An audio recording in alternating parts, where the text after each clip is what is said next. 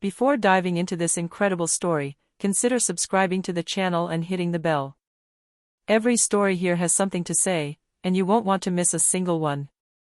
The morning sun barely filtered through the tall windows of the Greenwood Courthouse, casting bands of light on the cold marble walls. Tyrese Johnson, barely 16, walked slowly, his gaze fixed on the floor. His mother, Angela, walked beside him, trying to hide her concern behind a mask of calm. The hallways echoed with the sound of heels and whispers, but for Tyrese, every sound seemed to amplify the weight of the injustice that awaited him. Accused of stealing a phone from a small store in the city, he found himself before Judge Thompson, a man known for his arrogance and contempt for young people from disadvantaged neighborhoods. As soon as he entered the courtroom, Tyrese felt the looks turn toward him, some curious, others contemptuous. But the hardest part to bear was the judge's condescending smile, which seemed to have already decided his fate. "So, young man," said Judge Thompson in a honeyed but sharp voice, "have you come to show us what you're made of, or are you going to surprise us again with your inability to understand the slightest rule?" Tyrese slowly raised his head. His heart was pounding, but his mind was clear and methodical. He had always known he was different. Ever since he was a child, numbers, words, and even human logic seemed to obey him. But no one, until now, had truly believed in him. And yet, behind those seemingly calm eyes, burned an intelligence ready to surprise the entire world. Angela placed a hand on his shoulder, a silent gesture of support. Tyrese took a deep breath. Today, in this courtroom, he would prove that one man's judgment can never define another's genius. Judge Thompson, unaware of what lay ahead, adjusted his glasses and glared mockingly at the lawyers and the audience. He thought he'd already made history. But Tyrese Johnson was no ordinary teenager. And what he was about to reveal would leave the room in shock. Tyrese Johnson gently pushed open the door to the Greenwood Courthouse. The air was heavy, thick with the smell of polished wood and shiny floors. The courtroom benches were already nearly full, and the murmurs gradually died down as he entered. Eyes turned toward him, some curious, others judgmental. But Tyrese, calm and measured, kept his eyes lowered, letting his mind analyze every detail.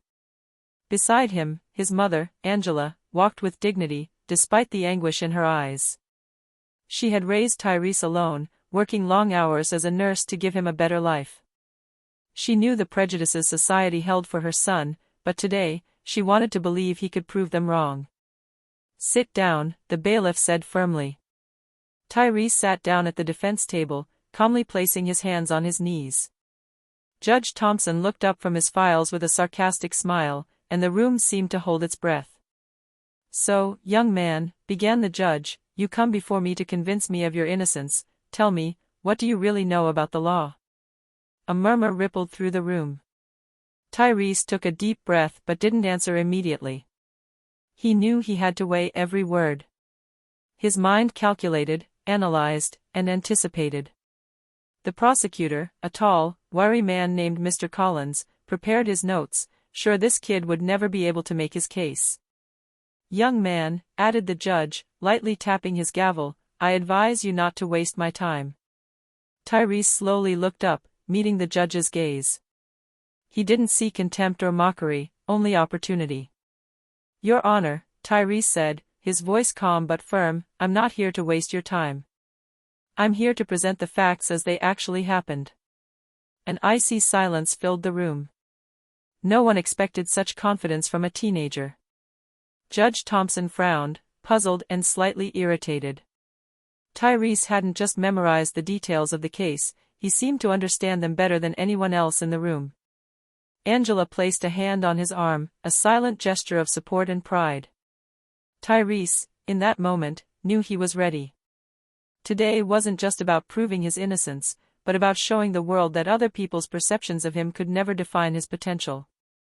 And as the judge began to speak again, Tyrese prepared to reveal what no adult in that room had ever anticipated, a genius hidden behind the guise of a simple black teenager.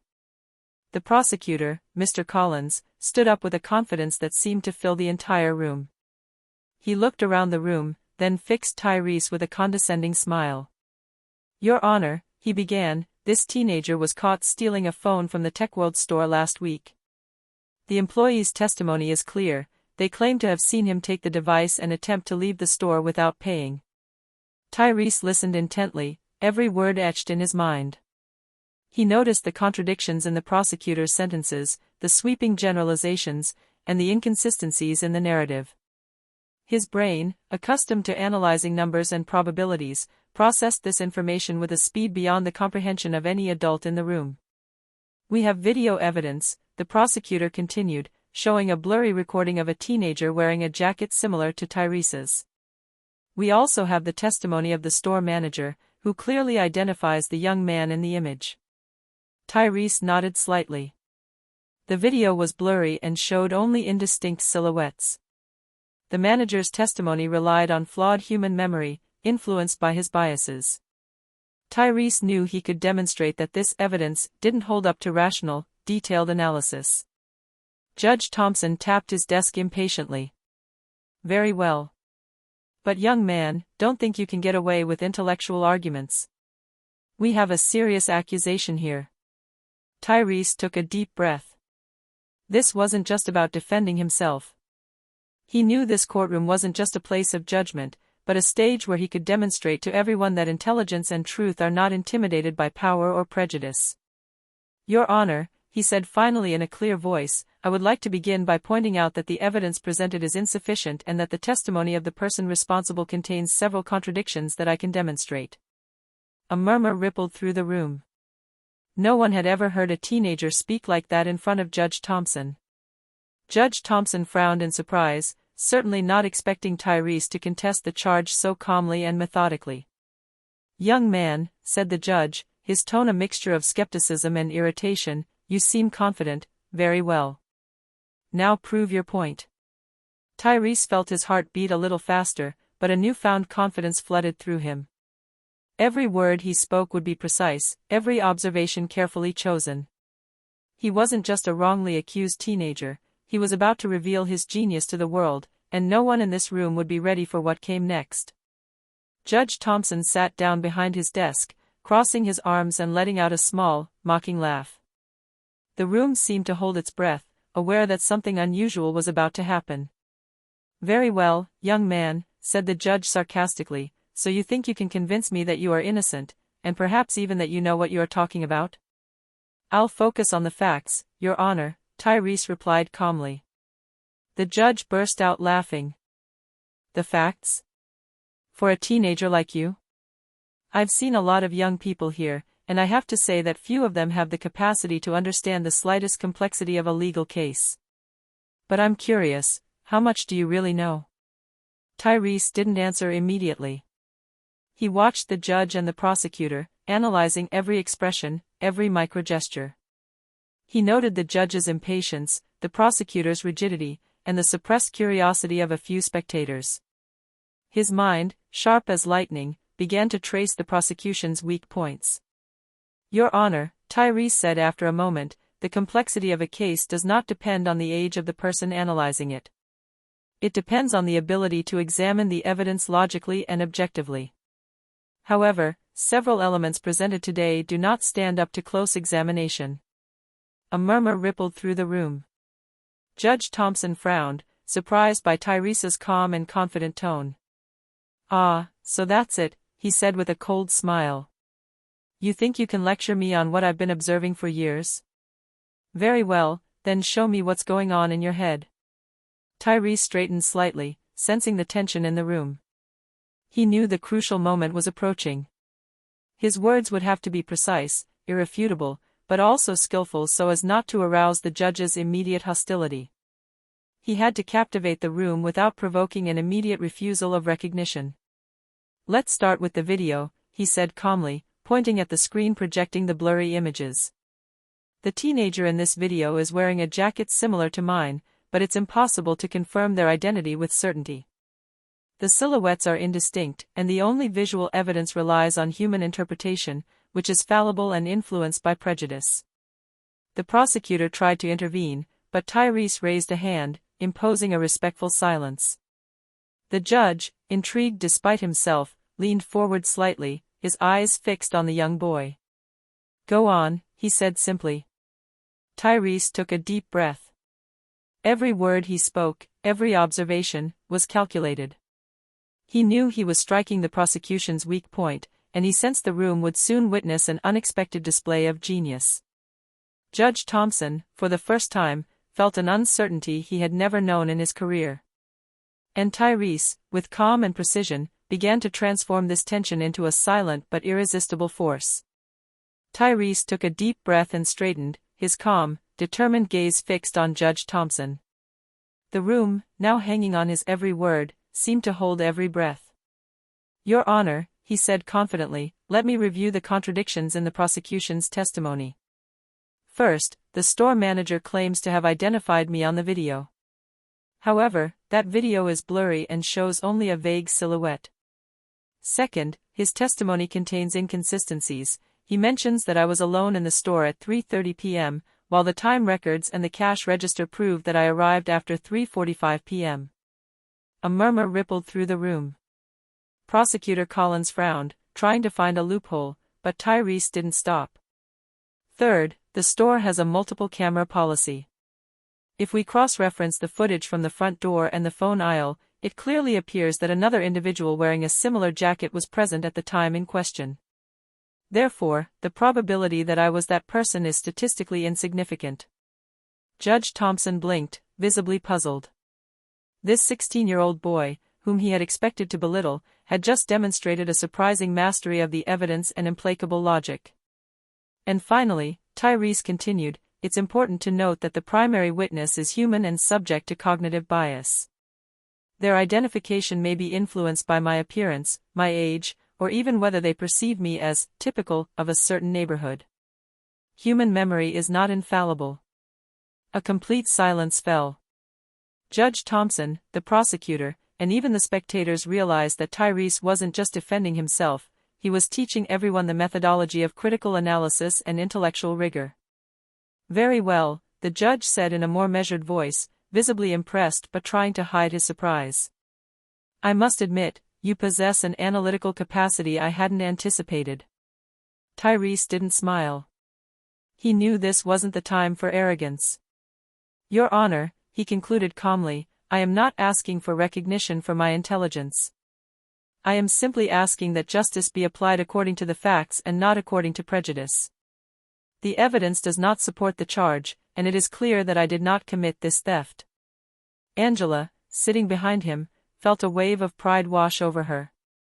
Her son, so often underestimated and wrongly judged, had just transformed a moment of humiliation into a display of genius. Judge Thompson, for the first time in a long time, felt his own arrogance waver. He had underestimated this teenager, and now he had to face a truth he could not ignore. Tyrese Johnson was not just another accused child, but a brilliant, lucid mind, capable of turning the tide of a hearing with rare intelligence. Tyrese stood slowly, feeling the weight of the gaze fixed on him.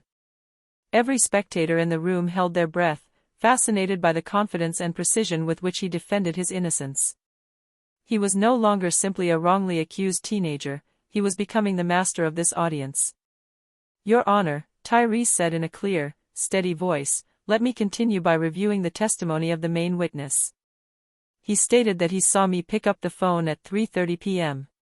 However, as I mentioned earlier, my arrival at the store is recorded as 3:45 p.m. according to the official register and corroborated by the entrance camera footage.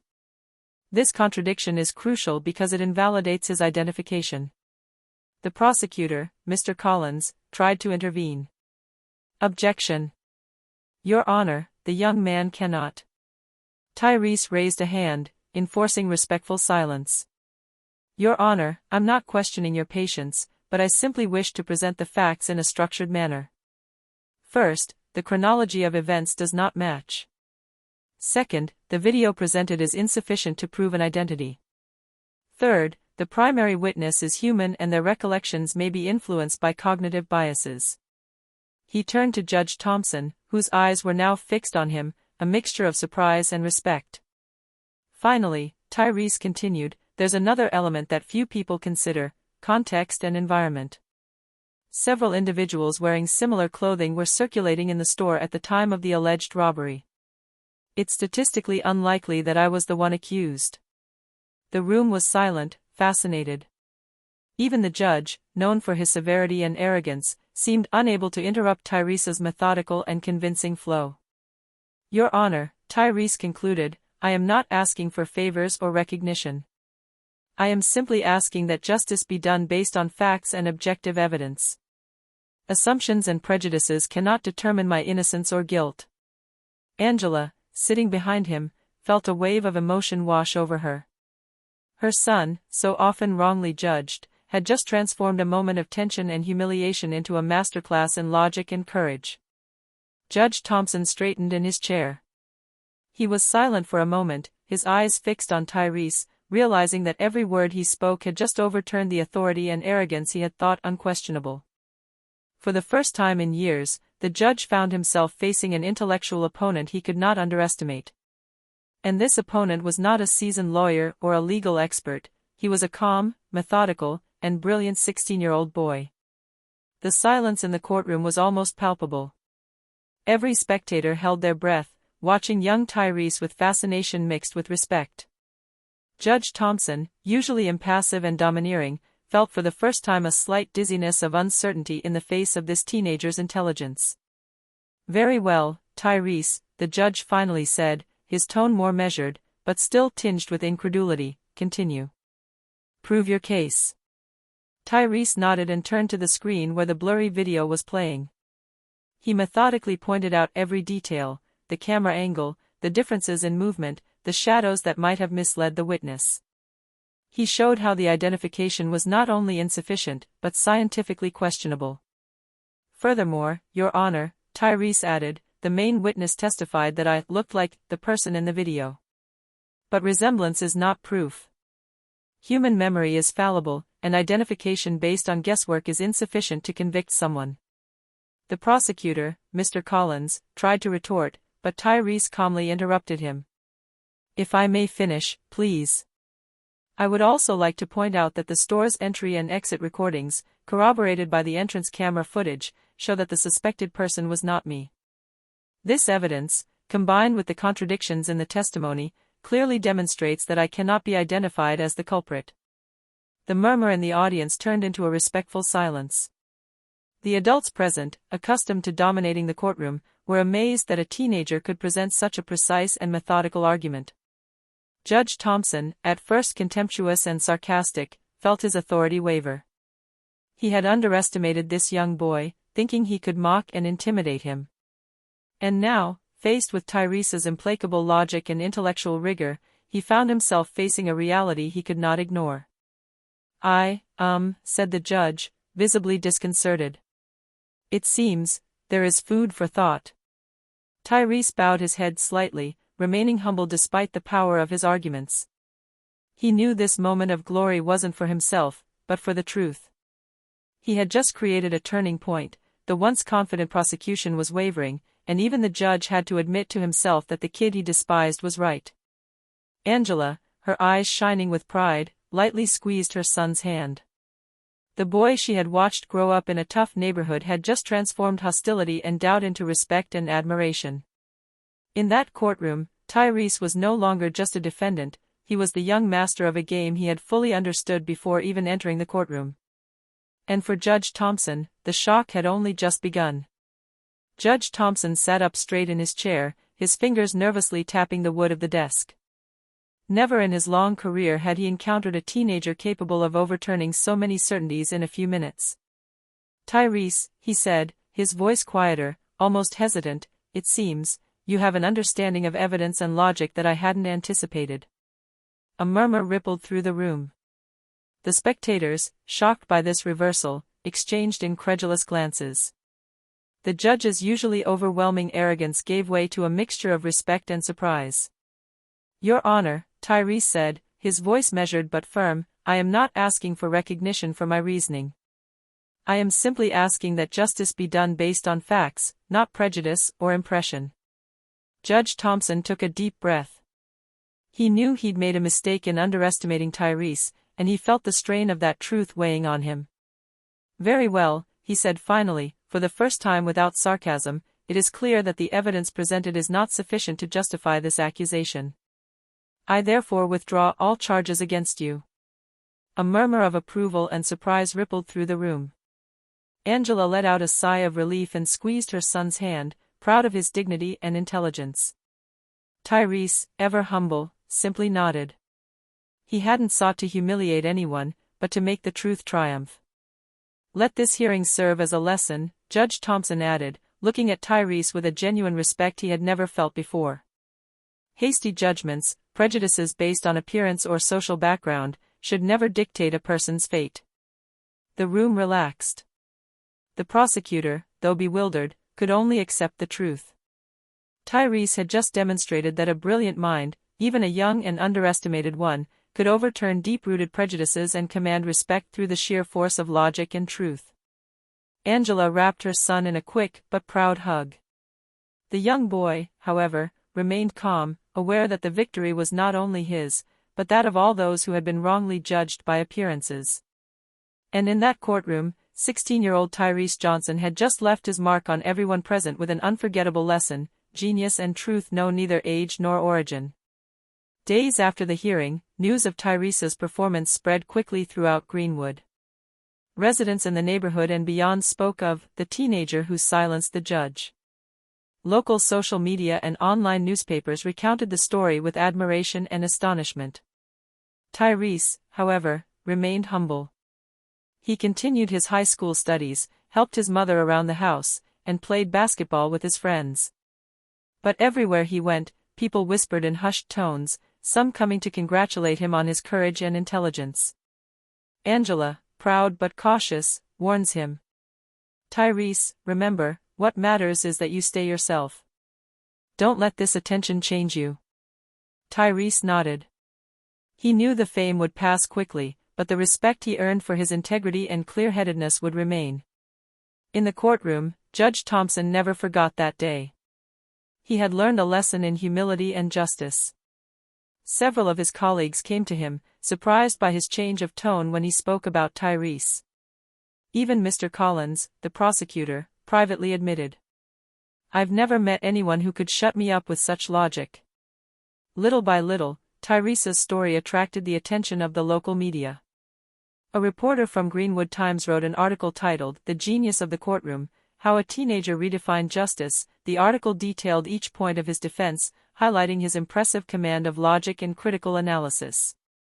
Tyrese became a role model for his peers and the youth in his neighborhood. He showed that, despite obstacles and prejudices, intelligence, patience, and determination could change the perceptions of others and make the truth triumph. One morning, while walking to school, a group of his classmates stopped him. "Tyrese, you're truly amazing," one of them said. "How did you stay so calm in front of the judge?" "I just followed the facts," Tyrese replied with a slight smile. Facts are always stronger than judgments. This simple principle became Tyrese's motto: logic, calm, and truth, even in the face of injustice. And to Greenwood, this young boy was no longer just a neighborhood teenager, he had become a symbol of courage, genius, and integrity. A few months later, Tyrese Johnson was no longer just the teenager who surprised the judge. Local and national media outlets had picked up his story, and he began receiving invitations to lecture on law, logic, and education. One morning, an official letter arrived from Greenwood University. He was invited to give a lecture to high school and college students, to share his experience and inspire young people to believe in themselves despite prejudices and obstacles. "Mom, look at this," Tyrese said, holding the mail with pride but not arrogance. "I'm so proud of you," Angela replied, smiling. "But remember, stay humble and keep working hard." The lecture was a success. Tyrese spoke about the importance of logic, critical analysis, and intellectual courage. He explained how he used facts to defend himself, how he prepared his argument, and, most importantly, how he faced adult judgment without losing his self-confidence. "You don't need anyone's approval to shine," he told the students. "Your ideas, your talents, and your determination are worth more than any hasty judgment." The applause was long and resounding. Teachers and students came to congratulate him personally, impressed by his maturity and his ability to inspire. In his neighborhood, Tyrese became a role model. Young people who once doubted their futures began to believe that intelligence and hard work could change their destiny. The media continued to follow his progress, and some even dubbed him the genius of Greenwood. Despite this recognition, Tyrese remained true to himself. He continued to study seriously, help his mother, and live like a normal teenager, but with that special aura that attracted respect and admiration. Judge Thompson, meanwhile, became an unlikely ally. He now encouraged the young people on the court to stand up for their ideas and to demonstrate logic and courage, reminding himself daily of the moment Tyrese Johnson had transformed his perception of youth and intelligence. So Tyrese was no longer just a wrongly accused teenager. He had become an inspiration to his city, a living example that genius, courage, and perseverance can triumph over prejudice and the toughest obstacles. Tyrese Johnson's story had now spread beyond the courthouse and the confines of Greenwood. National news reports, interviews, and even invitations to speak at prestigious conferences highlighted the impact of his intelligence and determination. But for Tyrese, the most important thing was his mother's pride and the fact that justice had finally been served. One morning, while walking in the park near his neighborhood, he saw some young people playing basketball. Several of them, inspired by his story, approached him timidly. "Tyrese, you really showed us that we can stand up for ourselves with our ideas," one said, his eyes shining. Tyrese smiled, placing his hand on the young boy's shoulder. "Never wait for someone to tell you you can succeed. Believe in your abilities and be prepared to prove yourself," he replied calmly. Later that day, Angela looked at him with emotion. "Tyrese, you've changed the perceptions of so many people, and not just here. You've shown that age, skin color, or other people's opinions can never define what you're capable of." Tyrese nodded. He knew his journey was only just beginning. The doors of education, science, and leadership were opening before him. But he would never forget that moment in the courtroom, when his calm, logic, and courage overturned an adult's judgment and inspired an entire community. Judge Thompson, now respectful and attentive to youth, had even invited Tyrese to participate in a mentoring program to guide young people in the face of injustice. The boy, humble but determined, gratefully accepted.